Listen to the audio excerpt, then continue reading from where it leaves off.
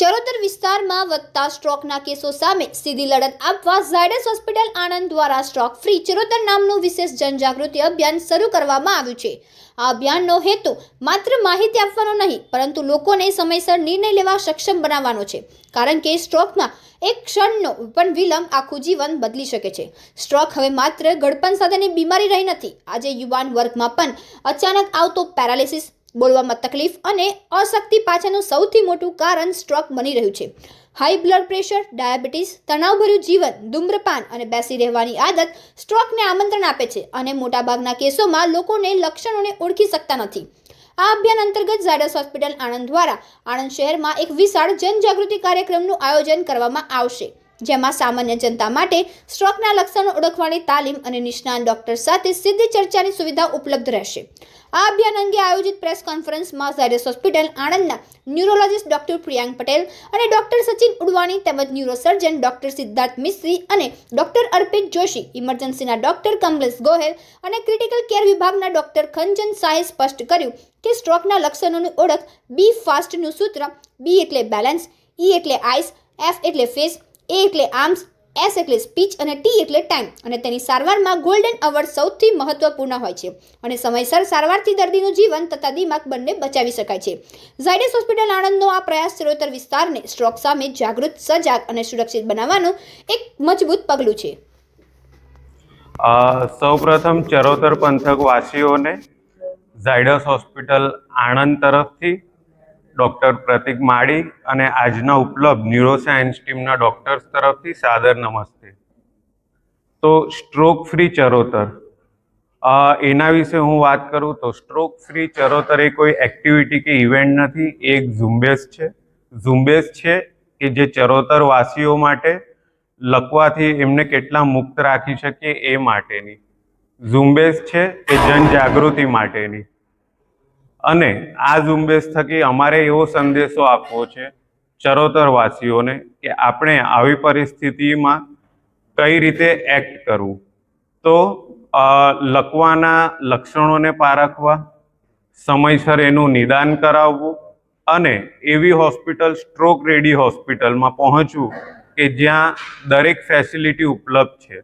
City scan, MRI machine, emergency ડિપાર્ટમેન્ટમાં qualified team, ICU ડૉક્ટર્સનું backup સાથે ન્યુરોફિઝિશિયન અને ન્યુરોસર્જનની ઉપલબ્ધિ।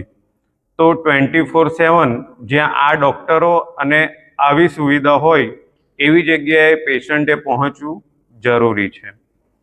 ગોલ્ડન અવર્સ, તો આગળ કીધું એમ જે સમય સાચવશે એ ફાવશે। તો જેમ જણાવ્યું એ રીતે સાહેબે કે 4.5 થી 6.5 કલાક જે બહુ જ અગત્યના છે, એમાં લક્ષણોને જાણવા જરૂરી છે અને એ પ્રમાણે આપણે એના ઉપર એક્ટ કરવું જરૂરી છે અને સમયસર સ્ટ્રોક રેડી હોસ્પિટલમાં પહોંચવું જરૂરી છે। તો આની સાથે બસ હું જે આજની ચરોતરની જે જનતા છે, નાગરિક છે, એમનો ખૂબ ખૂબ આભાર માનીશ। ચરોતર પંથકના જે મહાનુભાવ છે કે જે ઓલરેડી આ ઇવેન્ટના ભાગ બની ચૂક્યા છે અને આવનારા દિવસોમાં આ અભિયાનને આગળ લઈ જવામાં અમને સહકાર આપશે, તો એમનો હું આભાર વ્યક્ત કરું છું। અને અંતે જે મીડિયાકર્મીઓ છે કે જેમણે આ અભિયાનને, સ્ટ્રોક ફ્રી ચરોતર અભિયાનને આજે એમની હાજરી આપીને જે વેગ આપ્યો છે એ બદલ હું એમનો ઋણી છું। અને સાથે અમારા ઝાયડસ હોસ્પિટલ આણંદના ન્યુરોસાયન્સ ટીમના ડૉક્ટર્સ અને સ્ટાફ કે જે આ અભિયાનના માટે અને આ અભિયાનને એક સંકલ્પ તરીકે લઈને ખૂબ જ સારી રીતે આગળ વધારી રહ્યા છે, તો એમનો હું ખૂબ ખૂબ આભાર માનીશ। Thank you. જી, હું ડૉક્ટર પ્રિયાંક પટેલ, ઝાયડસ હોસ્પિટલ આણંદ ખાતે કન્સલ્ટન્ટ ન્યુરોફિઝિશિયન તરીકે કામ કરું છું। જેમ આપણે સ્ટ્રોકના લક્ષણોમાં બી ફાસ્ટ સૂત્ર જાણ્યું અને એ પણ જાણ્યું કે નાની ઉંમરના વ્યક્તિમાં, એટલે કે 50થી ઓછી ઉંમરના વ્યક્તિમાં સ્ટ્રોકનું પ્રમાણ આજકાલ ઘણું વધી રહ્યું છે। તો સ્ટ્રોક થવાના કારણો શું શું છે? તો કારણોમાં મોટી ઉંમરના વ્યક્તિમાં ડાયાબિટીસ, બીપી, કોલેસ્ટેરોલ, હૃદયના ધબકારા અનિયમિત હોવા, હૃદયની તકલીફ હોવી જેવા કારણો છે। નાની ઉંમરના વ્યક્તિમાં ફેમિલી હિસ્ટ્રીમાં કોઈને સ્ટ્રોક હોવો, લોહી ગંઠાવાની કે લોહીની ધમનીની દિવાલની જેનેટિક કન્ડિશન્સ, તેમજ આજકાલની લાઈફસ્ટાઈલ કે બેઠાડું જીવન, વ્યાયામનો અભાવ, મેદસ્વીતા, વધુ પડતા જંક ફૂડ, ધૂમ્રપાન, આલ્કોહોલનું સેવન, એ બધા કારણો મુખ્ય છે. અને જેમ આપણે જાણ્યું કે સ્ટ્રોકના ટ્રીટમેન્ટમાં ગોલ્ડન અવર એટલે કે શરૂઆતના 4.5 કલાકમાં થ્રોમ્બોલિસિસ અને શરૂઆતના 6 કલાકમાં થ્રોમ્બેક્ટોમી નામની સારવાર ઉપલબ્ધ હોય છે.